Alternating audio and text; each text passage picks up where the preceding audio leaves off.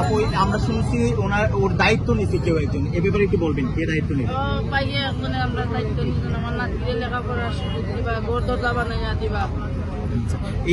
এই পর্যন্ত আর কোনো সহযোগিতা পেয়েছেন কিনা? আর কইতে পারলাম না ভাই, কেউ যদি দিয়া তখন আর কইয়া তখন আমি আর কইতে পারলাম না।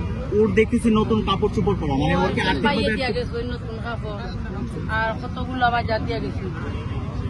আচ্ছা, আপনার সম্পর্কে কোন সম্পর্কে নাতি? আপনার মেয়ে নাকি? মেয়ের ঘরের নাতি আমার, মেয়ে মারা গেছে।